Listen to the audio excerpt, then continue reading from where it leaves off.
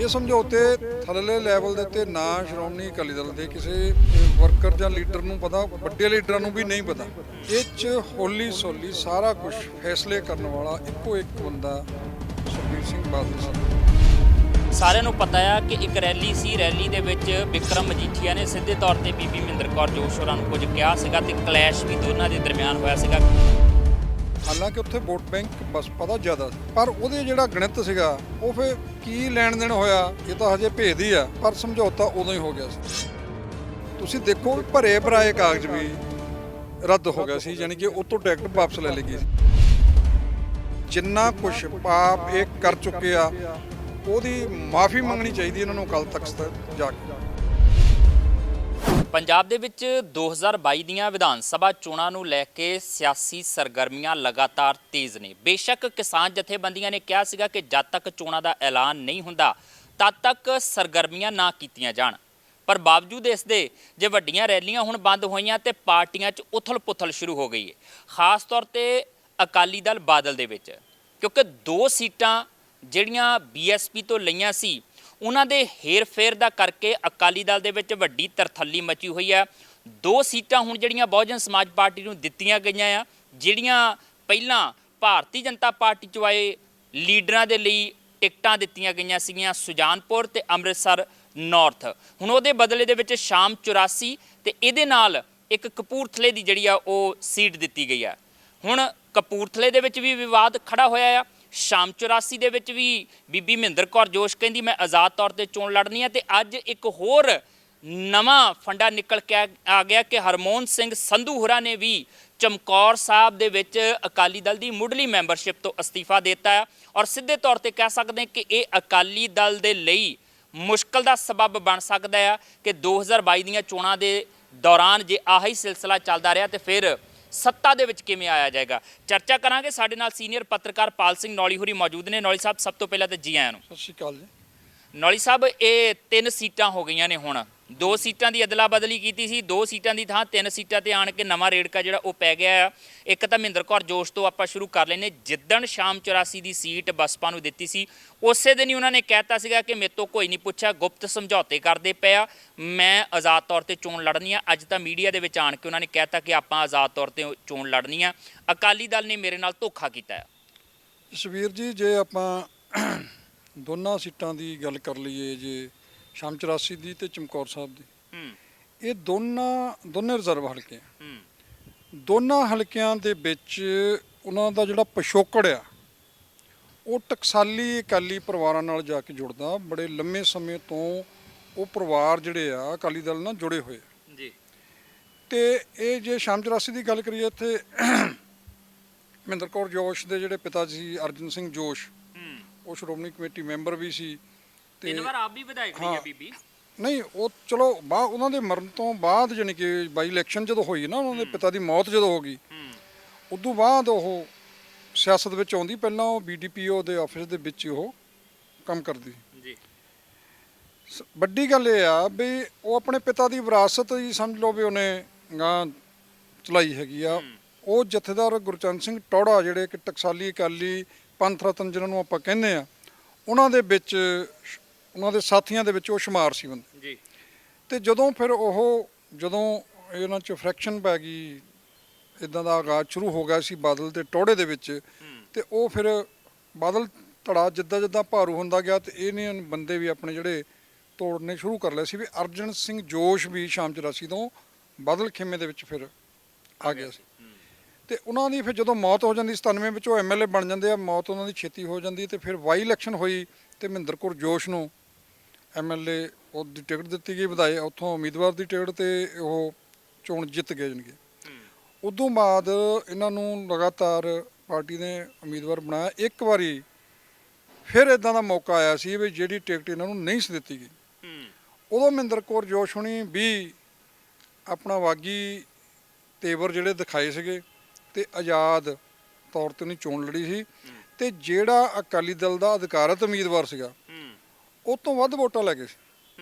ਉਹ ਬਾਅਦ ਚ ਰਹਿ ਗਿਆ ਸੀ। ਮੁਕਾਬਲਾ ਜਿਹੜਾ ਆਜ਼ਾਦ ਵਿੱਚ ਤੇ ਇਹਨਾਂ ਨੇ ਕਾਂਗਰਸ ਵਿੱਚ ਹੋਇਆ ਸੀ, ਜਿੱਤ ਉੱਥੋਂ ਕਾਂਗਰਸੀ ਉਮੀਦਵਾਰ ਗਿਆ ਸੀ ਜੀ। ਹੁਣ ਜਿਹੜੀ ਉਹਨਾਂ ਨੇ ਗੱਲ ਕੀਤੀ ਆ ਵੀ ਸਮਝੌਤੇ ਗੁਪਤ ਢੰਗ ਨਾਲ ਹੋਏ ਆ, ਪਤਾ ਕੁਛ ਨਹੀਂ, ਇਹ ਗੱਲ ਉਹਨੇ ਤਾਂ ਹੁਣ ਕੀਤੀ ਵੀ ਜਦੋਂ ਉਹਦੀ ਸੀਟ ਖੁੱਸ ਗਈ ਹੈ। ਇਹ ਸਮਝੌਤੇ ਥੱਲੜੇ ਲੈਵਲ ਦੇ ਉੱਤੇ ਨਾ ਸ਼੍ਰੋਮਣੀ ਅਕਾਲੀ ਦਲ ਦੇ ਕਿਸੇ ਵਰਕਰ ਜਾਂ ਲੀਡਰ ਨੂੰ ਪਤਾ, ਵੱਡੇ ਲੀਡਰਾਂ ਨੂੰ ਵੀ ਨਹੀਂ ਪਤਾ। ਇਹ 'ਚ ਹੌਲੀ ਸੌਲੀ ਸਾਰਾ ਕੁਝ ਫੈਸਲੇ ਕਰਨ ਵਾਲਾ ਇੱਕੋ ਇੱਕ ਬੰਦਾ ਸੁਖਬੀਰ ਸਿੰਘ ਬਾਦਲ ਸੀ। ਉਹਨਾਂ ਨੇ ਹੀ ਉੱਪਰ ਕੁਮਾਰੀ ਮਾਇਆਵਤੀ ਹੋਣਾ ਨਾਲ, ਜਿਹੜੇ ਬਸਪਾ ਦੇ ਕੌਮੀ ਪ੍ਰਧਾਨ ਹੈਗੇ, ਉਹਨਾਂ ਨਾਲ ਸਮਝੌਤਾ ਕੀਤਾ। ਥੱਲਿਓਂ ਸਾਰੀ ਇੱਕ ਸਰਵੇ ਰਿਪੋਰਟ ਉਹ ਬਣਾ ਕੇ ਲੈ ਗਏ ਸੀ ਵੀ ਪਾਰਟੀ ਦੀ ਸਥਿਤੀ ਤੁਹਾਡੀ ਹੈ ਕੀ ਹੈ ਪੰਜਾਬ ਦੇ ਵਿੱਚ ਕੱਲੀ ਕੱਲੀ ਸੀਟ ਦਾ। ਇਹ ਹੁਣ ਲੱਗਦਾ ਦੇਖਣ ਨੂੰ ਵੀ ਦੇਖੋ ਜੀ, ਆਹ ਸੀਟ ਜਿਹੜੀ ਅਕਾਲੀਆਂ ਨੇ ਬਸਪਾ ਨੂੰ ਦੇ ਦਿੱਤੀ, ਜਿੱਥੇ ਉਹਨਾਂ ਦਾ ਜ਼ੋਰ ਹੀ ਕੋਈ ਨਹੀਂ ਸੀ। ਉਹਨੇ ਸਾਰੇ ਅੰਕੜੇ ਜਦੋਂ ਪੇਸ਼ ਕੀਤੇ ਗਏ ਤਾਂ ਕਿ ਉਹਨੇ ਕਿਹਾ ਵੀ ਸਾਡਾ ਐਮਐਲਏ ਤਾਂ ਜਿੱਦਾਂ ਫਲੋਰ ਦੀ ਗੱਲ ਸੀ ਵੀ ਸਾਡਾ ਐਮਐਲਏ ਉੱਥੋਂ ਜਿੱਤਿਆ ਹੋਇਆ, ਆਦਮਪੁਰ ਦੀ ਗੱਲ ਸੀ ਵੀ ਸਾਡਾ 2 ਵਾਰੀ ਐਮਐਲਏ ਜਿੱਤਿਆ ਹੋਇਆ ਜੀ।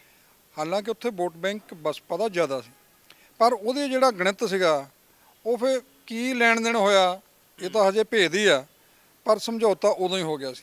ਨਹੀਂ, ਇੱਕ ਗੁਪਤ ਸਮਝੌਤੇ ਦਾ ਇਹ ਵੀ ਹੋ ਸਕਦਾ ਹੈ ਕਿ ਸਾਰਿਆਂ ਨੂੰ ਪਤਾ ਆ ਕਿ ਇੱਕ ਰੈਲੀ ਸੀ, ਰੈਲੀ ਦੇ ਵਿੱਚ ਬਿਕਰਮ ਮਜੀਠੀਆ ਨੇ ਸਿੱਧੇ ਤੌਰ ਤੇ ਬੀਬੀ ਮਹਿੰਦਰ ਕੌਰ ਜੋਸ਼ ਹੋਰਾਂ ਨੂੰ ਕੁਝ ਕਿਹਾ ਸੀਗਾ ਤੇ ਕਲੈਸ਼ ਵੀ ਦੋਨਾਂ ਦੇ ਦਰਮਿਆਨ ਹੋਇਆ ਸੀਗਾ ਕਿ ਇਕੱਠ ਬਹੁਤ ਥੋੜਾ ਘੱਟ ਹੋਇਆ ਸੀਗਾ, ਉਹਦਾ ਕਰਕੇ ਕੁਝ ਕਿੰਤੂ ਪ੍ਰੰਤੂ ਹੋਏ ਸੀਗੇ, ਜਾਂ ਉਹਦਾ ਕਰਕੇ ਕਹਿਤਾ ਹੋਏਗਾ ਕਿ ਕੋਈ ਗੁਪਤ ਸਮਝੌਤੇ ਤਹਿਤ ਖਾਸ ਤੌਰ ਤੇ ਮੇਰੇ ਵਾਲੀ ਸੀਟ ਹੀ ਦਿੱਤੀ ਗਈ ਉਹਨਾਂ ਨੂੰ। ਦੇਖੋ, ਕਈ ਕੁਛ ਹੀ ਪਾਰਟੀਆਂ ਦੋਹਾਂ ਦੇ ਅੰਦਰ ਚੱਲਦਾ ਰਿਹਾ। ਜਿੱਦਾਂ ਹੁਣ ਫਲੋਰ ਦੀ ਸੀਟ ਹੈਗੀ ਆ, ਉੱਥੋਂ ਬਹੁਜਨ ਸਮਾਜ ਪਾਰਟੀ ਦੇ ਵਰਕਰਾਂ ਨੇ ਬਾਗੀਆਂ ਜਿਹੜੇ ਹੈਗੇ ਆ ਝੰਡਾ ਚੁੱਕਿਆ ਹੋਇਆ, ਉੱਥੇ ਉਹਨਾਂ ਲਈ ਵੀ ਇੱਕ ਸੰਕਟ ਖੜਾ ਹੋਇਆ। ਇਦਾਂ ਹੀ ਜਦੋਂ ਇੱਥੇ ਜਸਵੀਰ ਸਿੰਘ ਗੜੀ ਜਿਹੜੇ ਪ੍ਰਧਾਨ ਨੇ ਬਸਪਾ ਦੇ, ਉਹਨਾਂ ਦੇ ਵਿਰੁੱਧ ਵੀ ਜਿਹੜੇ ਬਸਪਾ ਵਰਕਰ ਖੜੇ ਹੋਏ ਆ। ਇਹ ਰੌਲਾ ਘਚੌਲਾ ਜਿਹੜਾ ਹੈਗਾ ਉਹ ਹਰ ਥਾਂ ਚੱਲਦਾ ਰਹਿੰਦਾ। ਹੁਣ ਕਪੂਰਥਲੇ ਦੀ ਗੱਲ ਲੈ ਲਓ, ਅਕਾਲੀ ਦਲ ਦੇ ਜਿਹੜੇ ਆਪਣੇ ਉਮੀਦਵਾਰ ਉੱਥੋਂ ਇਸ਼ਾਰਾ ਕੀਤਾ ਗਿਆ ਸੀ ਜਿਨ੍ਹਾਂ ਨੂੰ ਵੀ ਤੁਸੀਂ ਭਾਈ ਜਿਹੜੇ ਆਮ ਆਦਮੀ ਪਾਰਟੀ ਚੋਂ ਆਏ ਸੀਗੇ, ਉਹਨਾਂ ਨੂੰ ਕਿਹਾ ਗਿਆ ਸੀ ਵੀ ਹਾਂਜੀ ਵੀ ਵਾਲੀਆ ਸਾਹਿਬ ਵੀ ਤੁਸੀਂ ਕਪੂਰਥਲਾ ਜਾ ਕੇ ਦੇਖੋ। ਉਹ ਹੁਣ ਆਪਣੇ ਆਪ ਨੂੰ ਸਮਝਦੇ ਵੀ ਜਿੱਦਾਂ ਉਹ ਲੁੱਟ-ਪੁੱਟ ਹੋ ਗਏ ਹੁੰਦੇ, ਵੀ ਉਹਨਾਂ ਦੇ ਹੱਕਾਂ ਤੇ ਅਧਿਕਾਰਾਂ ਤੇ ਡਾਕਾ ਪੈ ਗਿਆ। ਪਹਿਲਾਂ ਇੱਥੋਂ ਉਹਨਾਂ ਨੂੰ ਕੈਂਟ ਤੋਂ ਦਾਅਵੇਦਾਰੀ ਸੀ ਉਹਨਾਂ ਦੀ, ਇੱਥੇ ਲੱਗਾ ਵੀ ਸਰਬਜੀਤ ਮੱਕੜ ਜਿਹੜੇ ਹੈਗੇ ਆ ਉਹ ਮਜ਼ਬੂਤ ਉਮੀਦਵਾਰ ਆ ਤੇ ਇੱਕ ਦੂਜੇ ਨਾਲ ਇਹਨਾਂ ਦਾ ਇੱਟ ਕੜਕਾ ਚੱਲਦਾ ਹੀ ਰਹਿੰਦਾ ਸੀ ਜੀ। ਗਾਲੀ ਗਲੋਚ ਵੀ ਹੁੰਦੀ ਰਹੀ ਸੀ, ਇਹਨਾਂ 'ਚ ਕਾਫੀ ਝਗੜਾ ਹੁੰਦਾ ਰਿਹਾ ਸੀ। ਪਰ ਉੱਥੇ ਵੀ ਦੇਖੋ ਪਲਟੀ ਖਾ ਕੇ ਸਿਆਸਤ ਦੇ ਵਿੱਚ ਕੋਈ ਕਿਸੇ ਦਾ ਸਕਾ ਨਹੀਂ ਹੈਗਾ। ਇਹ ਗਿਣਤੀਆਂ ਮਿਣਤ ਇਹ ਪਤਾ ਉਦੋਂ ਹੀ ਲੱਗਦਾ ਵੀ ਜਦੋਂ ਤੁਹਾਡੇ ਕਾਗਜ਼ ਦਾਖਲ ਹੋ ਜਾਂਦੇ ਆ। ਇੱਕ ਤੁਹਾਨੂੰ ਜਸਵੀਰ ਜੀ ਗੱਲ ਇੰਟਰਸਟਿੰਗ ਹੈਗੀ ਆ ਵੀ ਉਮੀਦਵਾਰ ਬਦਲੇ ਕਿੱਦਾਂ ਜਾਂਦੇ। ਇਹ ਨਹੀਂ ਵੀ ਹੁਣ ਬਦਲ ਗਏ, ਸ਼ਾਮ 84 ਦਾ ਹੁਣ ਬਦਲ ਲਿਆ।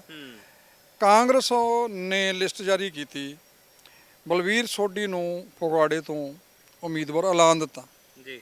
ਉਹ ਕਾਗਜ਼ ਭਰ ਕੇ ਆ ਰਿਹਾ ਸੀ ਵਾਪਸ, ਇਧਰੋਂ ਬਗਾਵਤ ਦਾ ਝੰਡਾ ਬੁਲੰਦ ਕਰਤਾ ਜੋਗਿੰਦਰ ਸਿੰਘ ਮਾਨ ਨੇ ਤੇ ਉਹਨਾਂ ਨੇ ਆਪਣੀ ਜਾਤ ਦਾ ਜਿਹੜਾ ਕੁਝ ਮੁੱਦਾ ਉਠਾਇਆ ਤੇ ਉਹ ਕਾਂਗਰਸ ਹਾਈ ਕਮਾਂਡ ਨੇ ਟਿਕਟ ਉਹਨੂੰ ਦੇ ਦਿੱਤੀ। ਉਹ ਕਾਂਗਰਸ ਦੇ ਭਰ ਕੇ ਉਮੀਦਵਾਰ ਆ ਰਿਹਾ ਸੀ ਤੇ ਇਹਨੂੰ ਹਾਂ ਹੋ ਗਈ, ਇਹ ਭਰਨ ਜਾ ਰਿਹਾ ਸੀ। ਤੁਸੀਂ ਦੇਖੋ ਵੀ ਭਰੇ ਭਰਾਏ ਕਾਗਜ਼ ਵੀ ਰੱਦ ਹੋ ਗਿਆ ਸੀ, ਯਾਨੀ ਕਿ ਉਹ ਤੋਂ ਟਿਕਟ ਵਾਪਸ ਲੈ ਲਈ ਗਈ ਸੀ। ਜਲੰਧਰ ਦੇ ਵਿੱਚ ਰਾਜਕੁਮਾਰ ਗੁਪਤਾ ਨਾਲ ਵੀ ਤਾਂ ਇਦਾਂ ਹੀ ਹੋਇਆ ਸੀਗਾ। ਹਾਂ ਬਿਲਕੁਲ, ਦੇਖੋ ਤੁਸੀਂ ਟਿਕਟ ਉਹ ਕਿੰਨੀ ਵਾਰੀ ਉਹ ਬਦਲ ਹੋਈ, ਯਾਨੀ ਕਿ ਪਹਿਲਾਂ ਤਜਿੰਦਰ ਬਿੱਟੂ ਨੂੰ ਦਿੱਤੀ, ਫਿਰ ਪਹਿਲਾਂ ਰਾਜਕੁਮਾਰ ਗੁਪਤਾ ਨੂੰ ਦਿੱਤੀ, ਫਿਰ ਬਿੱਟੂ ਨੂੰ ਦਿੱਤੀ, ਫਿਰ ਬੇਰੀ ਤੱਕ ਆਈ, ਫਿਰ ਹਾਂਜੀ ਨਹੀਂ ਆਪਣੇ ਉਹ ਬਾਬਾ ਹੈਨਰੀ ਵਾਲੀ, ਹਾਂ ਉਹ 2-3 ਵਾਰੀ ਬਦਲ ਹੋਈ। ਇਦਾਂ ਹੀ ਇੱਥੇ ਵੀ ਹੋਈ, ਯਾਨੀ ਕਿ ਇਸ ਕਰਕੇ ਜਿਹੜਾ ਹੁਣ ਬੀਬੀ ਮਹਿੰਦਰ ਕੌਰ ਜੋਸ਼ ਦਾ ਗੁੱਸਾ ਗਿਲਾ ਹੈਗਾ, ਉਹ ਆਪਣੇ ਤੌਰ ਤੇ ਤਾਂ ਠੀਕ ਆ ਵੀ ਜਿਹੜੇ ਪਾਰਟੀ ਉਮੀਦਵਾਰ ਹੈਗੇ ਆ ਜਾਂ ਪਾਰਟੀ ਦੇ ਟਕਸਾਲੀ ਅਕਾਲੀ ਆਗੂ ਹੈਗੇ ਆ ਉਹਨਾਂ ਨੂੰ ਇਗਨੋਰ ਕੀਤਾ ਜਾ ਰਿਹਾ। ਪਰ ਜਦੋਂ ਪਾਰਟੀਆਂ 'ਚ ਚੋਣ ਸਮਝੌਤੇ ਹੁੰਦੇ ਆ ਫਿਰ ਬਹੁਤ ਕੁਝ ਛੱਡਣਾ ਵੀ ਪੈਂਦਾ। ਪਰ ਹਰ ਕੋਈ ਆਪੋ ਆਪਣਾ ਦਾਅਵਾ ਕਰਕੇ ਬੈਠਾ ਹੁੰਦਾ ਤੇ ਅੱਛਾ ਇੱਕ ਚੀਜ਼ ਜ਼ਰੂਰ ਆ, ਇਹ ਬੜਾ ਦਿਲਚਸਪ ਤੁਸੀਂ ਕਹਿੰਦੇ ਕਿ ਪਾਰਟੀਆਂ ਦੇ ਵਿੱਚ ਜਦੋਂ ਸਮਝੌਤੇ ਹੁੰਦੇ ਬੜਾ ਕੁਝ ਛੱਡਣਾ ਪੈਂਦਾ। ਕੋਈ ਹਲਕਾ ਬਿਕਰਮ ਮਜੀਠੀਏ ਦਾ ਨਹੀਂ ਇਦਾਂ ਦਾ ਜਿਹੜਾ ਉਹਨਾਂ ਦਾ ਲਗੇ ਨੇੜੇ ਦਾ ਹੋਵੇ ਬੰਦਾ ਤੇ ਉਹ ਹਲਕਾ ਦਿੱਤਾ ਹੋਵੇ ਬਸਪਾ ਨੂੰ? ਕੋਈ ਪ੍ਰਕਾਸ਼ ਸਿੰਘ ਬਾਦਲ, ਸੁਖਬੀਰ ਬਾਦਲ, ਹਰਸਿਮਰਤ ਕੌਰ ਬਾਦਲ ਦੇ ਨੇੜੇ ਦਾ ਨਹੀਂ ਹੈ ਕਿ ਜਿਹੜਾ ਉਹ ਹਲਕਾ ਬਸਪਾ ਵਾਲਿਆਂ ਨੂੰ ਦੇ ਦਿੱਤਾ ਹੋਵੇ? ਬਾਕੀ ਜਿਵੇਂ ਮਹਿੰਦਰ ਕੌਰ ਜੋਸ਼ ਦੀ ਗੱਲ ਕਰ ਲਈਏ, ਸੰਧੂ ਹੋਰਾਂ ਦੀ ਗੱਲ ਕਰ ਲਈਏ, ਉਹ ਵੀ ਜਿਹੜਾ ਆ ਉਹ 2018 ਚ ਜੁਆਇਨ ਕਰਦੇ ਆ ਅਕਾਲੀ ਦਲ, ਉਹਨਾਂ ਨੂੰ ਜੁਆਇਨਿੰਗ ਕਰਵਾਈ ਜਾਂਦੀ 8 ਸਾਲ ਪਹਿਲਾਂ ਜਿਹੜੇ ਆ ਉਹ ਰਿਟਾਇਰਮੈਂਟ ਲੈ ਲੈਂਦੇ ਆ, ਛੱਡ ਕੇ ਆ ਜਾਂਦੇ ਨੌਕਰੀ, ਤੇ ਹੁਣ ਜਦੋਂ ਦੇਖਦੇ ਆ ਕਿ ਕੰਮ ਔਖਾ ਆ, ਹੁਣ ਬਸਪਾ ਨੂੰ ਸੀਟ ਦਿੱਤੀ ਆ ਤੇ ਉਹ ਵੀ ਅਸਤੀਫੇ ਦਿੰਦੇ। ਜਾਣੀ ਕਿ ਬਹੁਤੀਆਂ ਥਾਵਾਂ ਤੇ ਇਹ ਵੀ ਕਹਿ ਸਕਦੇ ਕਿ ਇਹ ਵੀ ਦੇਖਿਆ ਜਾਂਦਾ ਕਿ ਕਿਹੜੀ ਸੀਟ ਲਈ ਜਾ ਸਕਦੀ ਹੈ ਤੇ ਸਾਡੇ ਵਾਲੇ ਪਾਸੇ ਜ਼ਿਆਦਾ ਨਫਾ ਰਹੇਗਾ। ਜਸਵੀਰ ਜੀ, ਜਿਹੜਾ ਹੁਣ ਜੇ ਅਕਾਲੀ ਦਲ ਦਾ ਜਿਹੜਾ ਨਿਜ਼ਾਮ ਆ, ਜਿਹੜੇ 100 ਸਾਲ ਦੀ ਪਾਰਟੀ ਹੋ ਚੁੱਕੀ ਆ, ਇਸ ਪਾਰਟੀ ਦਾ ਜਿਹੜਾ 100 ਸਾਲ ਚੋਂ ਗੁਜ਼ਰਨਾ ਮੈਨੂੰ ਲੱਗਾ ਵੀ ਇਹਨਾਂ ਲਈ ਸ਼ੁਭ ਸ਼ਗਨ ਨਹੀਂ ਰਿਹਾ ਜੀ। ਪਾਰਟੀ ਨੂੰ ਕਿੱਡੇ ਵੱਡੇ ਜਿਹੜੇ ਝਟਕੇ ਆ ਇਹ 100 ਸਾਲਾਂ ਦੇ ਵਿੱਚ, ਅੰਤਲੇ ਸਾਲਾਂ ਦੇ ਵਿੱਚ ਲੱਗੇ ਜਦੋਂ 100 ਸਾਲ ਪੂਰੇ ਕਰ ਰਿਹਾ ਸੀ। ਟਕਸਾਲੀ ਅਕਾਲੀ ਜਿਹੜੇ ਵੱਡੇ ਪੱਧਰ ਦੇ ਉੱਪਰ ਇਹਨਾਂ 1-2 ਸਾਲਾਂ ਦੇ ਵਿੱਚ ਹੀ ਉਹ ਛੱਡ ਕੇ ਵੱਖ ਹੋਏ। ਇਹ ਪਰਿਵਾਰ ਵੀ ਜਿਹੜਾ ਸੰਧੂ ਸਾਹਿਬ ਉਹਨਾਂ ਦਾ ਸੀਗਾ, ਉਹਨਾਂ ਦੀ ਮਾਤਾ ਜੀ ਸਤਵੰਤ ਕੌਰ ਸੰਧੂ, ਉਹ ਉੱਥੋਂ ਮੰਤਰੀ ਵੀ ਰਹਿ ਚੁੱਕੇ ਅਕਾਲੀ ਦਲ ਦੇ। ਉਹਨਾਂ ਦੇ ਪਿਤਾ ਜੀ ਅਜੈਬ ਸਿੰਘ ਸੰਧੂ, ਉਹ 1962 ਤੋਂ ਜਾਣੀ ਕਿ ਅਕਾਲੀ ਦਲ ਦੇ ਨਾਲ ਜੁੜੇ ਹੋਏ ਆ। 50 ਸਾਲ ਤੋਂ ਵੱਧ ਉਹਨਾਂ ਦਾ ਸਮਾਂ ਹੋ ਗਿਆ। ਉਹ ਬੜੀ ਕਮਿਟਮੈਂਟ ਦੇ ਨਾਲ ਰਹੇ ਇਹਨਾਂ ਦੇ ਨਾਲ। ਉਹ ਵੀ ਜਿੱਦਾਂ ਟੌੜਾ ਸਾਹਿਬ ਦੇ ਖੇਮੇ ਦੇ ਹੀ ਬੰਦੇ ਸੀਗੇ। ਇਹ ਹੁਣ ਜਾਂ ਤਾਂ ਇਦਾਂ ਦਾ ਵੀ ਕਿਹਾ ਜਾ ਸਕਦਾ ਵੀ ਟੌੜਾ ਸਾਹਿਬ ਦਾ ਜਿਹੜਾ ਬਿਲਕੁਲ ਹੀ ਉਹ ਨਾਮ ਨਿਸ਼ਾਨ ਵੀ ਮਿਟਾਉਣਾ ਚਾਹੁੰਦੇ, ਜਿਹੜਾ ਪੰਥ ਰਤਨ ਰਹਿ ਚੁੱਕੇ ਆ। ਨਹੀਂ ਫਿਰ ਇਹਦਾ ਮਤਲਬ ਫਿਰ ਨੰਬਰ ਚੰਦੂ ਮਾਜਰੇ ਦਾ ਵੀ ਆਏਗਾ ਇਸ ਤੋਂ ਬਾਅਦ।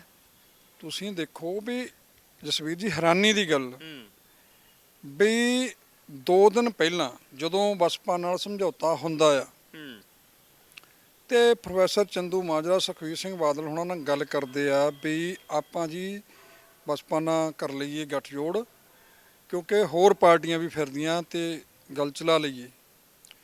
ਤੇ ਸੁਖਬੀਰ ਹੁਣੀ ਟਾਲ ਮਟੋਲਾ ਹਾਂ ਕਰਦੇ ਗੱਲ ਕਰਕੇ ਆਉ ਗਏ। ਠੀਕ 2 ਦਿਨ ਬਾਅਦ ਉਹਨਾਂ ਨੂੰ ਪਤਾ ਲੱਗ ਗਿਆ ਵੀ ਸਾਰਾ ਕੁਝ ਤਾਂ ਪਹਿਲਾਂ ਹੀ ਤੈਅ ਸੀ। ਚੰਡੀਗੜ੍ਹ ਜਦੋਂ ਪ੍ਰੈਸ ਕਾਨਫਰੰਸ ਹੋਈ ਤੇ ਸਮਝੌਤਾ ਵੀ ਹੋ ਗਿਆ। ਇੰਨਾ ਪਰਦਾ ਰੱਖਿਆ ਗਿਆ ਤੇ ਇਹ ਕਿਹਾ ਗਿਆ ਵੀ ਜੇ ਇਹਨਾਂ ਨੂੰ ਪਤਾ ਲੱਗ ਜਾਂਦਾ ਪਹਿਲਾਂ ਤੇ ਸਮਝੌਤਾ ਨਹੀਂ ਹੋਣਾ ਸੀ। ਫਿਰ ਆਪਣੀਆਂ ਸੀਟਾਂ ਦੇਖਣੀਆਂ ਸੀ ਇਹਨਾਂ ਨੇ ਤੇ ਉਹ ਸਾਰਾ ਕੁਝ ਤੁਸੀਂ ਦੇਖੋ ਵੀ ਜਲੰਧਰ ਦੇ ਵਿੱਚ ਇੱਕ ਵੱਡੇ ਹੋਟਲ 'ਚ ਬਹਿ ਕੇ ਇਸ ਬਹੁਤ ਕੁਛ ਇੱਥੇ ਹੀ ਤੈਅ ਹੋਇਆ। ਉਧਰੋਂ ਅਕਾਲੀ ਦਲ ਦੇ ਬੰਦੇ ਜਿਹੜੇ ਸੁਖਬੀਰ ਦੇ ਖਸਮ ਖਾਸ ਸੀ, ਭਰੋਸੇ ਵਾਲੇ ਬੰਦੇ ਸੀ, ਨਵੀਂ ਉਹਨਾਂ ਦੀ ਜਨਰੇਸ਼ਨ ਦੇ ਬੰਦੇ ਜਾਂ ਉਹਨਾਂ ਦੇ ਹਾਣ ਦੇ ਬੰਦੇ ਜਿਹੜੇ ਜਿਨ੍ਹਾਂ ਦਾ ਲਾਗਾ ਦੇਗਾ ਕੋਈ ਪਹਿਲਾਂ ਟਕਸਾਲੀਆਂ ਨਾਲ ਨਹੀਂ ਰਿਹਾ ਸੀ, ਜਿਹਦੇ ਬਾਰੇ ਮਨਪ੍ਰੀਤ ਬਾਦਲ ਹੋਣਾ ਦੇ ਪਿਤਾ ਜੀ ਗੁਰਦਾਸ ਬਾਦਲ ਵੀ ਕਹਿੰਦੇ ਰਹੇ ਵੀ ਆਹ ਜਿਹੜੇ ਹੁਣ ਟਕਸਾਲੀ ਅਕਾਲੀ ਜਿਹੜੇ ਹੁਣ ਆਪਣੇ ਆਪ ਨੂੰ ਕਹਾਉਂਦੇ ਆ, ਇਹ ਤਾਂ ਅਸੀਂ ਦੇਖੇ ਨਹੀਂ ਸੀ ਪਹਿਲਾਂ ਕਦੇ ਵੀ, ਹੁਣ ਤਾਂ ਇਹਨਾਂ ਦਾ ਬੋਲਬਾਲਾ ਹੈਗਾ। ਉਹਨਾਂ ਨੇ ਵੀ ਜਿਹੜੀ ਸਾਰੀ ਉਮਰ ਪ੍ਰਕਾਸ਼ ਸਿੰਘ ਬਾਦਲ ਦੇ ਨਾਲ ਗੁਜ਼ਾਰੀ ਆਪਣੇ ਆਖਰੀ ਸਾਹ ਤੱਕ, ਉਹਨਾਂ ਨੂੰ ਵੀ ਕਹਿਣਾ ਪੈ ਗਿਆ ਸੀ ਵੀ ਹੁਣ ਇਹ ਕਾਰੋਬਾਰੀਆਂ ਦੀ ਪਾਰਟੀ ਬਣ ਗਈ। ਉਹਨਾਂ ਬੰਦਿਆਂ ਨੇ ਹੀ ਅਖੀਰ ਤੱਕ ਸਮਝੌਤੇ ਨੂੰ ਅੰਤਮ ਰੂਪ ਦੇਣ ਤੱਕ ਜਿਹੜੀ ਵੱਡੀ ਭੂਮਿਕਾ ਨਿਭਾਈ ਆ। ਉਹ ਇੱਥੇ ਜਲੰਧਰ ਵਿੱਚ ਹੀ ਮੀਟਿੰਗਾਂ ਹੁੰਦੀਆਂ ਰਹੀਆਂ। ਚੰਦੂ ਮਾਜਰਾ ਸਾਹਿਬ ਨੂੰ ਤਾਂ ਜਦੋਂ ਉਹ ਹੈਰਾਨ ਰਹਿ ਗਏ ਵੀ ਮੈਂ 2 ਦਿਨ ਪਹਿਲਾਂ ਕੀ ਕਹਿੰਦਾ ਸੀ ਤੇ ਸਾਰਾ ਕੁਝ ਤਾਂ ਹੋਇਆ ਸੀ। ਚਮਕੌਰ ਸਾਹਿਬ ਦੇ ਵਿੱਚ ਵੈਸੇ ਚੰਦੂ ਮਾਜਰਾ ਹੋਰੀ ਵੀ ਬੜੇ ਸਰਗਰਮੀ ਦਿਖਾ ਰਹੇ ਸੀਗੇ। ਬਿਲਕੁਲ, ਤੁਸੀਂ ਇੱਥੋਂ ਅੰਦਾਜ਼ਾ ਲਾ ਸਕਦੇ ਆ ਵੀ ਪਾਰਟੀ ਦੇ ਵਿੱਚ ਕਿਹਦੀ ਕਿੰਨੀ ਚੱਲਦੀ ਆ, ਉਹ 'ਚ ਡੈਮੋਕ੍ਰੇਸੀ ਹੈ ਕਿ ਨਹੀਂ ਹੈ। ਮਤਲਬ ਕੋਈ ਕਿਸੇ ਪੱਧਰ ਤੇ ਸਲਾਹ ਕੀਤੀ ਜਾਂਦੀ। ਹੁਣ ਉਹ ਕੋਰ ਕਮੇਟੀ ਦੇ ਮੈਂਬਰ ਆ, ਸੀਨੀਅਰ ਆਗੂਆਂ ਦੇ ਵਿੱਚ ਸ਼ਾਮਲ ਹੈ। ਇਹਦਾ ਮਤਲਬ ਚੋਣ ਸਮਝੌਤਾ ਕਰਨ ਦੇ ਲਈ ਕਿਸੇ ਵੀ ਮੀਟਿੰਗ ਦੇ ਵਿੱਚ ਕੋਈ ਗੱਲ ਮੈਨੂੰ ਨਹੀਂ ਲੱਗਦਾ ਵੀ ਹੋਈ ਹੋਊਗੀ ਜਾਂ ਕੀਤੀ ਹੋਊਗੀ। ਇਹ ਉਹਨਾਂ ਦਾ ਆਪਣਾ 1-2 ਬੰਦਿਆਂ ਦਾ ਹੀ ਫੈਸਲਾ ਜਿਹੜਾ ਉਹ ਗੱਲ ਕਰਕੇ ਸਿਰੇ ਚੜਿਆ ਹੈਗਾ ਤੇ ਗੱਲ ਅੱਜ ਇੱਥੇ ਪਹੁੰਚ ਗਈ ਹੈਗੀ ਹੈ। ਤੇ ਮੈਨੂੰ ਲੱਗਦਾ ਕਿ ਇਸੇ ਚੀਜ਼ ਦਾ ਖਾਮਿਆਜ਼ਾ ਵੀ ਪਾਰਟੀ ਜਿਹੜੀ ਆ ਉਹ ਭੁਗਤ ਰਹੀ ਹੈ ਇਸ ਵੇਲੇ। ਬਿਲਕੁਲ ਭੁਗਤੂਗੀ ਵੀ। ਹਜੇ ਵੀ ਦੇਖਿਓ ਇਹ ਲੱਗ ਹੀ ਰਿਹਾ ਹੈ।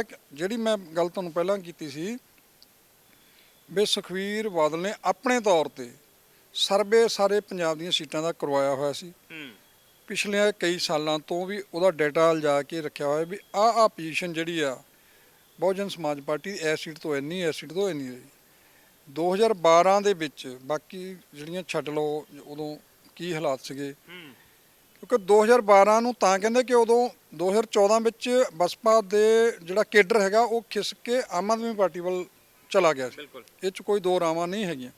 ਉਹ ਮੰਨਦੇ ਵੀ ਸੀ ਪਾਰਟੀ ਵੀ ਸਾਡਾ ਕੇਡਰ ਉਧਰ ਜਾ ਰਿਹਾ ਹੈਗਾ। ਪਰ 2012 ਜਦੋਂ ਤੱਕ ਆਮ ਆਦਮੀ ਪਾਰਟੀ ਦਾ ਇੱਥੇ ਨਹੀਂ ਸੀ ਕੁਝ ਵੀ, ਉਦੋਂ ਦਾ ਜਿਹੜਾ ਡਾਟਾ ਹੈਗਾ ਉਹਦੇ ਮੁਤਾਬਕ ਇਹ ਫਲੌਰ ਵਾਲੀ ਸੀਟ, ਆਦਮਪੁਰ ਵਾਲੀ ਸੀਟ, ਸ਼ਾਮ 84 ਵਾਲੀ ਸੀਟ, ਨਵਾਂ ਸ਼ਹਿਰ ਵਾਲੀ ਸੀਟ, ਗੜ੍ਹਸ਼ੰਕਰ ਵਾਲੀ ਸੀਟ, ਇੱਥੇ ਪਾਰਟੀ ਦੀ ਪੋਜੀਸ਼ਨ ਜਿਹੜੀ ਉਹ ਮਜ਼ਬੂਤ ਸੀ। ਬਸਪਾ ਦੀ 20,000 ਦੇ ਨੇੜੇ ਤੇੜੇ ਵੋਟਾਂ ਇੱਥੋਂ ਉਮੀਦਵਾਰ ਲੈਂਦੇ ਰਹੇ। ਮੁੜ ਕੇ 12 ਤੋਂ ਬਾਅਦ ਥੱਲੇ ਨੂੰ ਹੀ ਆਉਂਦਾ ਰਿਹਾ ਵੀ ਹੁਣ ਦਾ ਜਿਹੜਾ ਡਾਟਾ 17 ਵਾਲਾ ਹੈਗਾ ਉਹ 1.5% ਆ। 17 ਦੇ ਵਿੱਚ ਤਾਂ ਫਲੋਰ ਵਾਲੀ ਸੀਟ ਦੇ ਲਈ ਵੀ ਤਗੜਾ ਮੁਕਾਬਲਾ ਦਿੱਤਾ ਹੈ ਬਸਪਾ ਨੇ। ਕਿਤੇ ਚਾਰ ਕੋਣਾ ਮੁਕਾਬਲਾ ਬਸਪਾ ਨੇ ਹੀ ਬਣਾਇਆ ਉੱਥੇ, ਵਰਨਾ ਤੇ ਕਿਤੇ ਮੁਕਾਬਲਾ ਨਜ਼ਰ ਨਹੀਂ ਆਉਂਦਾ ਸੀ। ਅੱਛਾ, ਇੱਕ ਚੀਜ਼ ਹੋਰ ਇਹਦੇ ਨਾਲ ਜੋੜ ਕੇ ਦੇਖਦੇ ਹਾਂ। ਹੁਣ ਇੱਕ ਪਾਸੇ ਤਾਂ ਪਾਰਟੀ ਦੇ ਅੰਦਰ ਆ ਸਿਸਟਮ ਚੱਲਦਾ ਪਿਆ, ਦੂਜੇ ਪਾਸੇ ਇੱਕ ਤਾਂ ਗੱਲ ਪੰਜਾਬ ਦੀ 100 ਦਿਨ ਦੀ ਯਾਤਰਾ ਤੇ ਵਿਰਾਮ ਲੱਗਾ ਹੋਇਆ ਫਿਲਹਾਲ ਦੀ ਘੜੀ, ਇੱਕ ਰੋਕ ਲੱਗੀ ਹੋਈ ਹੈ। ਪਰ ਇਹਦੇ ਵਿੱਚ ਸੁਖਬੀਰ ਬਾਦਲ ਹੋਰੀ ਇਹ ਐਲਾਨ ਦਿੰਦੇ ਆ ਕਿ ਅਸੀਂ 17 ਤਰੀਕ ਨੂੰ 17 ਸਤੰਬਰ ਨੂੰ, ਕਿਉਂਕਿ ਕਾਨੂੰਨ ਬਣੇ ਸੀਗੇ ਖੇਤੀਬਾੜੀ ਨਾਲ ਸੰਬੰਧਿਤ, ਉਸ ਦਿਨ ਕਾਲਾ ਦਿਵਸ ਮਨਾਵਾਂਗੇ। ਰਕਾਬਗੰਜ ਸਾਹਿਬ ਗੁਰਦੁਆਰੇ ਦੇ ਬਾਹਰ ਇਕੱਠੇ ਹੋਵਾਂਗੇ ਸਾਰੇ ਪਾਰਟੀ ਵਰਕਰ, ਤੇ ਉਹਦੇ ਤੋਂ ਬਾਅਦ ਸੰਸਦ ਵੱਲ ਚਾਲੇ ਪਾਵਾਂਗੇ ਤੇ ਰੋਸ ਮਾਰਚ ਜਿਹੜਾ ਉਹ ਕੱਢਾਂਗੇ। ਅਕਾਲੀ ਦਲ ਨੇ ਇਹ ਐਲਾਨ ਕੀਤਾ, ਅੱਗੋਂ ਆਮ ਆਦਮੀ ਪਾਰਟੀ ਕਹਿੰਦੀ ਕਿ ਭਾਈ ਕਾਲੇ ਕਾਨੂੰਨਾਂ ਦੀ ਕਾਲਖ ਥੋੜੀ ਚਿਹਰਿਆਂ ਤੇ ਮਲ ਕੇ ਵੀ ਜਾਈਓ, ਕਿਉਂਕਿ ਉਹਨਾਂ ਕਾਨੂੰਨਾਂ ਨੂੰ ਕਾਨੂੰਨ ਬਣਨ ਦੇ ਵਿੱਚ ਦਸਤਖਤ ਤੁਹਾਡੇ ਵੀ ਹੈਗੇ ਆ। ਜਸਵੀਰ ਜੀ, ਅਕਾਲੀ ਦਲ ਨੂੰ ਅਖਲਾਕੀ ਤੌਰ ਤੇ ਇਦਾਂ ਦਾ ਕਾਲਾ ਦਿਨ ਮਨਾਉਣ ਦਾ ਅਖਲਾਕੀ ਤੌਰ ਤੇ ਉਹਨਾਂ ਨੂੰ ਹੱਕ ਹੀ ਨਹੀਂ ਬਣਦਾ। ਕੋਈ ਜੇ ਮਾੜੀ ਮੋਟੀ ਵੀ ਨੈਤਿਕਤਾ ਬਚੀ ਹੋਵੇ, ਮੈਂ ਕਿਹਾ ਜੀ ਤੁਸੀਂ ਵੱਡੀ ਲੀਡਰਸ਼ਿਪ, ਹਾਲਾਂਕਿ ਥੱਲਿਓਂ ਵਰਕਰ ਜਿਹੜੇ ਪਾਰਟੀ ਦੇ ਉਹ ਕਹਿ ਰਹੇ ਸੀਗੇ ਬਈ ਥੱਲਿਓਂ ਆਪਣੀ ਜ਼ਮੀਨ ਖਿਸਕ ਰਹੀ ਆ, ਪਰ ਉਹਨਾਂ ਨੂੰ ਲੱਗ ਰਿਹਾ ਸੀ ਵੀ ਜੋ ਅਸੀਂ ਫੈਸਲਾ ਕਰ ਦੇਣਾ ਉੱਦਾਂ ਥੱਲੇ ਪਾਰਟੀ ਨੇ ਮੰਨ ਲੈਣਾ। ਇਹ ਪਹਿਲੀ ਵਾਰ ਹੋਇਆ ਇਦਾਂ ਦਾ ਝਟਕਾ ਅਕਾਲੀ ਦਲ ਨੂੰ ਕਦੇ ਵੀ ਕਿਸੇ ਵੇਲੇ ਵੀ ਨਹੀਂ ਸੀ ਲੱਗਾ ਜਿੱਦਾਂ ਦਾ ਕਿਸਾਨ ਅੰਦੋਲਨ ਨੇ ਲਾਇਆ। ਕਿਉਂਕਿ ਪਾਰਟੀ ਦਾ ਦਾਰੋਮਦਾਰ ਵੋਟ ਬੈਂਕ ਜਦੋਂ ਦੀ ਪਾਰਟੀ ਬਣੀ ਹੋਈ ਆ ਉਦੋਂ ਦਾ ਵੋਟ ਬੈਂਕ ਕਿਸਾਨੀ ਤੇ ਪਿੰਡੂ ਰਿਹਾ, ਜਦੋਂ ਜਿਹੜਾ ਪੀੜ੍ਹੀ ਦਰ ਪੀੜ੍ਹੀ ਚੱਲਿਆ ਰਿਹਾ ਉਹ ਪੰਥ ਦੇ ਨਾਂ ਤੇ ਹੀ ਉਹਨਾਂ ਨੂੰ ਸਮਰਪਿਤ ਹੈਗਾ। ਇਹੋ ਹੀ ਭੁਲੇਖਾ ਸੀਗੀ ਸੁਖਬੀਰ ਬਾਦਲ ਨੂੰ ਵੀ ਇਹ ਵੋਟ ਸਾਡੀ ਕਿਤੇ ਨਹੀਂ ਚੱਲੀ, ਥੋੜੀ ਵਾਲੀ ਇੱਧਰ ਉੱਧਰ ਖਿਸਕੂਗੀ। ਪਰ ਜਦੋਂ ਵੋਟਾਂ ਇਹ ਬਿੱਲ ਦੀ ਉਹਨਾਂ ਨੇ ਡਟ ਕੇ ਹਮਾਇਤ ਕੀਤੀ ਹੈ। ਜਦੋਂ ਨੋਟੀਫਿਕੇਸ਼ਨ 5 ਜੂਨ ਨੂੰ ਹੋ ਜਾਂਦਾ, ਉਦੋਂ ਬਾਅਦ ਸਾਰੇ ਟੱਬਰ ਨੇ ਜ਼ੋਰ ਲਾਤਾ ਅੱਡੀਆਂ ਚੁੱਕ ਕੇ ਵੀ ਇਹਦੇ 'ਚ ਆਹ ਫਾਇਦੇ ਆ, ਇਹ 'ਚ ਉਹ ਫਾਇਦੇ ਗਿਣਾਉਣ ਲੱਗ ਪਏ ਤੇ ਇਹ ਦੋਸ਼ ਦੇਣ ਲੱਗ ਪਏ ਵੀ ਇਹ ਕਾਂਗਰਸ ਕਿਸਾਨਾਂ ਨੂੰ ਭੜਕਾ ਰਹੀ ਆ। ਹਰਿਆਣੇ 'ਚ ਤਾਂ ਕੁਝ ਨਹੀਂ ਹੋ ਰਿਹਾ। ਬੀਬੀ ਹਰਸਿਮਰਤ ਕੌਰ ਬਾਦਲ ਦੀ ਇਹ ਵੀਡੀਓ ਹੈਗੀ ਆ ਜਿਹੜੀ ਤੁਸੀਂ ਆਉਣ ਵਾਲੇ ਦਿਨਾਂ 'ਚ ਹੋਰ ਵਾਰ-ਵਾਰ ਸੁਣੋਗੇ। ਨਹੀਂ, ਅੱਛਾ, ਇੱਕ ਚੀਜ਼ ਹੋਰ ਵੀ ਹੈ। ਜਿੱਦਣ ਇਹ ਯਾਤਰਾ ਸ਼ੁਰੂ ਕਰਨੀ ਸੀ ਉਦੋਂ ਪਹਿਲਾਂ ਇੱਕ ਪ੍ਰੈਸ ਕਾਨਫਰੰਸ ਕਰਦੇ ਚੰਡੀਗੜ੍ਹ ਦੇ ਵਿੱਚ, ਉੱਥੇ ਸਵਾਲ ਪੁੱਛਿਆ ਜਾਂਦਾ ਹੈ ਕਿ ਉਦੋਂ ਤੁਸੀਂ ਚਿੱਠੀਆਂ ਲੈ ਕੇ ਆਉਂਦੇ ਸੀਗੇ, ਉਦੋਂ ਚੰਗੇ ਲੱਗਦੇ ਸੀ, ਹੁਣ ਮਾੜੇ ਕਾਹਤੋਂ ਲੱਗਣ ਲੱਗ ਪਿਆ ਕਾਨੂੰਨ। ਤੇ ਉੱਥੇ ਕਹਿੰਦੇ ਜੀ ਉਦੋਂ ਸਾਨੂੰ ਭਰੋਸਾ ਦਿੰਦੇ ਸੀ ਕਿ ਜਿੱਦਾਂ ਤੁਸੀਂ ਕਹੋਗੇ ਅਸੀਂ ਉਦਾਂ ਕਰਨਾ ਆ। ਉਹ ਕਿੰਨਾ ਕੁ ਸੱਚ ਹੈ ਤੇ ਉਹ ਜਿਹੜੀਆਂ ਵੀਡੀਓ ਸੀ ਉਹ ਕਿੰਨੀਆਂ ਕੁ ਸੱਚ ਹੈ? ਜਸਵੀਰ ਜੀ, ਕਦੇ ਵੀ ਸਰਕਾਰਾਂ 'ਚ ਜਵਾਨੀ ਕੁਝ ਨਹੀਂ ਹੁੰਦਾ। ਜਿਹੜਾ ਦੇਸ਼ ਨੇ ਚੱਲਣਾ ਉਹ ਕਾਨੂੰਨ ਮੁਤਾਬਕ ਚੱਲਣਾ ਤੇ ਲਿਖਤੀ ਉਹਦਾ ਸਾਰਾ ਕੁਝ ਹੁੰਦਾ। ਜਵਾਨੀ ਕਲਮ ਜਿੱਦਾਂ ਤੁਸੀਂ ਕਹੋਗੇ ਇਹੀ ਕਰ ਲਵਾਂਗੇ, ਇਹ ਕੀ ਗੱਲ ਹੋਈ? ਗੱਲ ਇਹ ਹੁੰਦੀ ਹੈ ਵੀ ਆਹ ਕਾਨੂੰਨ ਆ, ਇਹ 'ਚ ਆਹ ਸੋਧ ਕਰਤੀ ਗਈ ਜਾਂ ਅਸੀਂ ਇਹਨੂੰ ਰੱਦ ਕਰਤਾ ਗਿਆ ਜਾਂ ਇਦਾਂ ਜਿਹੜੇ ਕਿਸਾਨ ਚਾਹੁੰਦੇ ਉੱਦਾਂ ਅਸੀਂ ਕਰਤਾ ਗਿਆ। ਉਹ ਲਿਖਤੀ 'ਚ ਕੁਝ ਨਹੀਂ ਸੀਗਾ। ਜਿਹੜੀ ਚਿੱਠੀ ਤੋਮਰ ਸਾਹਿਬ ਦੀ ਦਿਖਾਉਂਦੇ ਸੀ ਤੇ ਵਾਹਵਾ ਖੱਟੀ ਸੀ ਵੀ ਉਹ ਹੋ ਗਿਆ ਜੀ, ਹੋ ਗਿਆ, ਉਹਦੇ ਵਿੱਚ ਵੀ ਇਦਾਂ ਦੀ ਕੋਈ ਗੱਲ ਨਹੀਂ ਸੀ ਵੀ ਅਸੀਂ ਜਿਹੜੇ ਕਾਨੂੰਨ ਆ ਉਹ ਵਾਪਸ ਲਵਾਂਗੇ। ਉਹ ਚਿੱਠੀ ਦੇਖੋ, ਉਹਦੇ ਵਿੱਚ ਗੱਲ ਬਾਹਰ ਆ ਗਈ ਸੀ ਵੀ ਸਾਨੂੰ ਕੁਛ ਤਾਂ ਦਿਓ ਲਿਖਤੀ ਰੂਪ 'ਚ, ਅਸੀਂ ਦੱਸ ਸਕਣ ਜੋਗੇ ਹੋ ਜਾਈਏ ਜਾਂ ਮੂੰਹ ਦਿਖਾਉਣ ਜੋਗੇ ਹੋ ਜਾਈਏ। ਉਹ ਚਿੱਠੀ ਤਾਂ ਦਿੱਤੀ ਗਈ ਸੀ। ਮਿਹਨਤ ਤਰਲਾ ਜਦੋਂ ਇਹਨਾਂ ਨੇ ਹਾੜੇ ਕੱਢੇ ਜਾ ਕੇ ਵੀ ਸਾਡਾ ਉੱਥੇ ਬਚਾਓ ਸਾਨੂੰ, ਜਾਣਗੇ ਉਹ ਚਿੱਠੀ ਵਾਲੀਆਂ ਗੱਲਾਂ ਤਾਂ ਹੁਣ ਵੀ ਕਹਿੰਦੇ ਕਿ ਐਮਐਸਪੀ ਖਤਮ ਨਹੀਂ ਹੋਏਗਾ। ਬਿਲਕੁਲ, ਉਹਦੇ ਵਿੱਚ ਕੁਝ ਵੀ ਇਦਾਂ ਦਾ ਨਹੀਂ ਸੀ ਚਿੱਠੀ ਦਾ ਜਿਹੜਾ ਕਿ ਕਿਸਾਨਾਂ ਨੂੰ ਜਾਂ ਕਿਸਾਨੀ ਨੂੰ ਬਚਾਉਣ ਦੇ ਲਈ ਕੋਈ ਕੇਂਦਰ ਸਰਕਾਰ ਨੇ ਭਰੋਸਾ ਦਿੱਤਾ ਹੋਵੇ। ਨਾਲੇ ਚਿੱਠੀ ਦਾ ਕੀ ਆ, ਇਦਾਂ ਦੀਆਂ ਚਿੱਠੀਆਂ ਤੁਸੀਂ ਦੇਖੋ, ਜਿਹੜਾ ਪਾਣੀ ਦਾ ਸਮਝੌਤਾ 1952-53 ਦੇ ਵਿੱਚ ਹੋਇਆ, ਜਿਹੜਾ ਸੀਕ੍ਰੇਟ ਡਾਕੂਮੈਂਟ ਸੀ, ਹੁਣ ਬਾਹਰ ਤੁਰਿਆ ਫਿਰਦਾ, ਉਹਦੇ ਵਿੱਚ ਇਹ ਗੱਲ ਕਹੀ ਗਈ ਸੀ ਵੀ ਇਹਦੀ ਕੀਮਤ ਜਿਹੜੀ ਆ ਰਾਜਸਥਾਨ ਨੂੰ ਪਾਣੀ ਜਾਂਦਾ ਜਾਂ ਹੋਰ ਹਰਿਆਣੇ ਨੂੰ ਪਾਣੀ ਜਾਂਦਾ, ਜਿਹੜਾ ਉੱਧਰ ਬਾਹਰ ਜਾ ਰਿਹਾ ਜਾਣੀ ਕਿ ਪਾਣੀ, ਉਹਦੀ ਕੀਮਤ ਅਸੀਂ ਤੈਅ ਕਰਾਂਗੇ। ਹਰਿਆਣਾ ਤਾਂ ਉਦੋਂ ਬਣਿਆ ਨਹੀਂ ਸੀਗਾ, ਰਾਜਸਥਾਨ ਨੂੰ ਜਿਹੜਾ ਪਾਣੀ ਜਾਂਦਾ ਸੀ ਉਹਦੀ ਕੀਮਤ ਅਸੀਂ ਤੈਅ ਕਰਾਂਗੇ। ਇਹਦੀ ਮੀਟਿੰਗ ਬਾਅਦ ਵਿੱਚ ਹੋਊਗੀ ਤੇ ਫੈਸਲਾ ਕਰ ਲਿਆ ਜਾਊਗਾ। ਹੁਣ ਤੱਕ ਹੋਇਆ ਇਹ ਰਿਟਨ ਡਾਕੂਮੈਂਟ, ਇਹ ਚਿੱਠੀਆਂ ਦਾ ਕੀ? ਉਹ ਤਾਂ ਇੱਕ ਮੰਤਰੀ 24 ਚ ਉਹਨੇ ਰਹਿਣਾ ਕਿ ਨਹੀਂ ਜਿੱਤਣਾ, ਖਰੇ ਜ਼ਮਾਨਤ ਜ਼ਬਤ ਹੋ ਜਾਣੀ, ਇਹਦਾ ਕੋਈ ਪਤਾ ਨਹੀਂ। ਤੇ ਚਿੱਠੀ ਦਾ ਕੋਈ ਮਤਲਬ ਨਹੀਂ ਹੁੰਦਾ। ਮਤਲਬ ਹੁੰਦਾ ਜਿਹੜਾ ਪਾਰਲੀਮੈਂਟ ਰਾਹੀਂ ਕਾਨੂੰਨ ਬਣਦਾ ਉਹਦੀ ਇੱਕ ਲਾਈਨ ਵੀ ਮਾਇਨੇ ਰੱਖਦੀ ਆ। ਇਹ ਕਾਨੂੰਨ ਹੁਣ ਇਸੇ ਕਰਕੇ ਕਿਉਂਕਿ ਪਾਰਲੀਮੈਂਟ ਨੇ ਪਾਸ ਕੀਤੇ ਹੋਏ ਆ ਜਦੋਂ ਤੱਕ ਇਹ ਰੱਦ ਪਾਰਲੀਮੈਂਟ ਦੇ ਵਿੱਚ ਹੀ ਜਾ ਕੇ ਹੋਣੇ, ਇਹਨਾਂ ਕਾਨੂੰਨਾਂ ਨੂੰ ਉੱਥੇ ਜਾ ਕੇ ਹੀ ਖਤਮ ਕੀਤਾ ਜਾਣਾ, ਜਿਹੜੀ ਗੱਲ ਨੂੰ ਲੈ ਕੇ ਇੰਨਾ ਲੰਬਾ ਸੰਘਰਸ਼ ਚੱਲ ਰਿਹਾ ਹੈਗਾ। ਇਹ ਗੱਲ ਕਹਿਣੀ ਤੁਸੀਂ ਹੁਣ ਦੇਖੋ, ਅਕਾਲੀ ਦਲ ਗੁਰਦੁਆਰਿਆਂ ਨੂੰ ਵੀ ਆਪਣੀ ਸਿਆਸਤ ਲਈ ਵਰਤ ਰਿਹਾ। ਹੁਣ 17 ਸਤੰਬਰ ਦੀ ਗੱਲ ਕੀਤੀ, ਫਿਰ ਰਕਾਬਗੰਜ ਗੁਰਦੁਆਰਾ ਸਾਹਿਬ ਤੋਂ ਸ਼ੁਰੂ ਕਰਨਾ। ਇੱਦਾਂ ਹੀ ਟਰੈਕਟਰ ਮਾਰਚ ਜਦੋਂ ਸ਼ੁਰੂ ਕੀਤਾ ਸੀ, ਤੁਹਾਨੂੰ ਯਾਦ ਹੋਣਾ ਵੀ ਅਕਾਲ ਤਖਤ ਸਾਹਿਬ ਤੋਂ ਸ਼ੁਰੂ ਕੀਤਾ ਗਿਆ ਸੀ ਤੇ ਦਮਦਮਾ ਸਾਹਿਬ ਤਖਤ ਤੋਂ ਸ਼ੁਰੂ ਕੀਤਾ ਗਿਆ। 3 ਥਾਵਾਂ ਤੋਂ ਸ਼ੁਰੂ ਕੀਤਾ। ਹਾਂ, ਲੋਕਾਂ ਤੇ ਕੋਈ ਉਸ ਗੱਲ ਦੀ ਮੁੜ ਕੇ ਚਰਚਾ ਹੋਈ? ਇਹ ਪਹਿਲੀ ਵਾਰ ਹੋਇਆ ਵੀ ਜਿਹੜੇ ਧਰਮ ਦੇ ਵਿੱਚ ਇਹਨਾਂ ਨੇ ਸਿਆਸਤ ਨੂੰ ਵਾੜਨ ਦੀ ਕੋਸ਼ਿਸ਼ ਕੀਤੀ। ਹਾਲਾਂਕਿ ਇਹ ਨਹੀਂ ਵੀ ਅਕਾਲੀ ਦਲ ਤੇ ਅਸਰ ਪਹਿਲਾਂ ਨਹੀਂ ਹੁੰਦਾ ਰਿਹਾ, ਹੁੰਦਾ ਰਿਹਾ, ਪਰ ਇਸ ਵਾਰੀ ਨਹੀਂ ਹੋ ਰਿਹਾ। ਅੱਗੇ ਮੋਰਚੇ ਧਾਰਮਿਕ ਸਥਾਨਾਂ ਤੋਂ ਚੱਲਦੇ ਰਹੇ ਆ ਜੀ। ਜਿਹੜਾ ਧਰਮ ਯੁੱਧ ਮੋਰਚਾ ਸੀ ਉਹ ਵੀ ਅਕਾਲ ਤਖਤ ਸਾਹਿਬ ਤੋਂ ਸ਼ਿਫਟ ਹੋ ਗਿਆ ਸੀ, ਕਪੂਰੀ ਦਾ ਜਦੋਂ ਉੱਥੇ ਲਾਇਆ ਹੋਇਆ ਸੀ। ਮੋਰਚੇ ਚੱਲੇ ਆ, ਉਹਨਾਂ ਨੇ ਹਾਸਲ ਵੀ ਕੀਤਾ, ਪਰ ਇਸ ਮੋਰਚੇ ਨੇ, ਇਸ ਐਕਸ਼ਨ ਨੇ, ਜਿਹੜਾ ਟਰੈਕਟਰ ਮਾਰਚ ਸੀਗਾ, ਉਹਨੂੰ ਪੰਜਾਬ ਦੇ ਲੋਕਾਂ ਨੇ, ਖਾਸ ਕਰਕੇ ਕਿਸਾਨਾਂ ਨੇ, ਜਿਹੜੀ ਕਿ ਇਹਨਾਂ ਦਾ ਹੀ ਵੋਟ ਬੈਂਕ ਸੀ, ਉਹਨੇ ਸੀਰੀਅਸਲੀ ਗੰਭੀਰਤਾ ਨਾਲ ਲਿਆ ਹੀ ਨਹੀਂ। ਇਹ ਪਹਿਲੀ ਵਾਰ ਹੋਇਆ ਵੀ ਤਖਤਾਂ ਤੋਂ ਸ਼ੁਰੂ ਹੋਏ ਟਰੈਕਟਰ ਮਾਰਚ ਦਾ ਕਿਸੇ ਵੀ ਇਹਨਾਂ ਦੇ ਆਪਣੀ ਪਾਰਟੀ ਦੇ ਬੰਦਿਆਂ ਨੇ ਸੀਰੀਅਸਲੀ ਕਦੇ ਵੀ ਚਰਚਾ ਨਹੀਂ ਹੋਈ ਵੀ ਇਸ ਟਰੈਕਟਰ ਮਾਰਚ ਨੇ ਹਾਸਲ ਕੀ ਕੀਤਾ ਸੀ ਜੀ। ਕੁਝ ਵੀ ਨਹੀਂ ਇਹਨਾਂ ਦੇ ਪੱਲੇ ਰਹਿ ਗਿਆ। ਹੁਣ ਇਹ ਜਿਹੜੀ ਉਹ ਗੱਲ ਕਹਿ ਰਹੇ ਆ ਆਮ ਆਦਮੀ ਪਾਰਟੀ ਦੇ, ਉਹ ਨਹੀਂ ਗੱਲ ਤਾਂ ਕਹਿ ਨਹੀਂ ਸਕਦੇ ਅਸੀਂ, ਪਰ ਇਹਨਾਂ ਨੂੰ ਅਖਲਾਕੀ ਤੌਰ ਤੇ ਕੋਈ ਇਦਾਂ ਦਾ ਹੱਕ ਹਕੂਕ ਨਹੀਂ ਰਹਿ ਗਿਆ ਕਿ ਜਾ ਕੇ ਉਹਦਾ ਕਾਲਾ ਦਿਵਸ ਮਨਾਉਣ ਜਾਂ ਉਹਦਾ ਵਿਰੋਧ ਕਰਨ। ਜਿਹੜੀ ਗੱਲ ਮੈਨੂੰ ਤਾਂ ਲੱਗਦਾ ਵੀ ਜਿੰਨਾ ਕੁਛ ਪਾਪ ਇਹ ਕਰ ਚੁੱਕੇ ਆ, ਉਹਦੀ ਮਾਫੀ ਮੰਗਣੀ ਚਾਹੀਦੀ ਇਹਨਾਂ ਨੂੰ ਅਕਾਲ ਤਖਤ ਜਾ ਕੇ।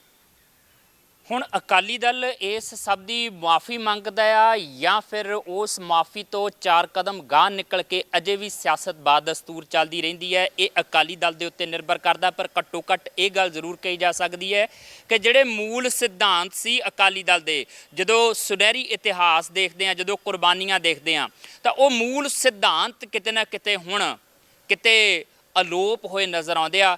ਹੁਣ ਮੂਲ ਸਿਧਾਂਤਾਂ ਤੋਂ ਬਿਨਾਂ ਦਾ ਅਕਾਲੀ ਦਲ ਬਾਦਲ ਕਿਹੋ ਜਿਹਾ ਆ, ਇਹ ਸਵਾਲ ਵਾਰ-ਵਾਰ ਉੱਠੇਗਾ।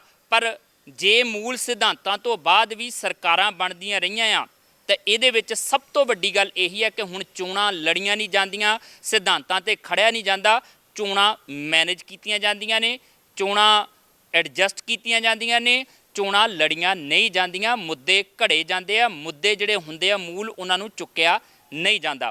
ਫਿਲਹਾਲ ਹੁਣ 17 ਤਰੀਕ ਨੂੰ ਕੀ ਕੁਝ ਹੁੰਦਾ ਵਾਪਰਦਾ ਆ, ਉਹ 17 ਤਰੀਕ ਨੂੰ ਪਤਾ ਲੱਗੇਗਾ। ਪਰ ਘੱਟੋ ਘੱਟ ਜਿੱਦਾਂ ਦੀਆਂ ਬਾਗੀ ਆਵਾਜ਼ਾਂ ਅਕਾਲੀ ਦਲ ਦੇ ਵਿੱਚ ਉੱਠਣ ਲੱਗ ਪਈਆਂ ਨੇ, ਜਿਹੜਾ ਹੁੰਗਾਰਾ ਇਸ ਗੱਠਜੋੜ ਦੇ ਹੋਣ ਤੋਂ ਬਾਅਦ ਅਕਾਲੀ ਦਲ ਮਹਿਸੂਸ ਕਰ ਰਿਹਾ ਸੀਗਾ ਕਿ ਹੁਣ ਸ਼ਾਇਦ ਪਰ ਲੱਗ ਗਿਆ ਸਾਨੂੰ ਤੇ ਅਸੀਂ ਜਾ ਕੇ ਸੱਤਾ ਦੇ ਬਨੇਰੇ ਦੇ ਉੱਤੇ ਬਸ ਬੈਠ ਹੀ ਜਾਣਾ ਆ, ਉਹਦੇ ਉੱਤੇ ਕਿਤੇ ਨਾ ਕਿਤੇ ਰੋਕਾਂ ਲੱਗਦੀਆਂ ਜ਼ਰੂਰ ਇਸ ਸਮੇਂ ਨਜ਼ਰ ਆ ਰਹੀਆਂ ਨੇ।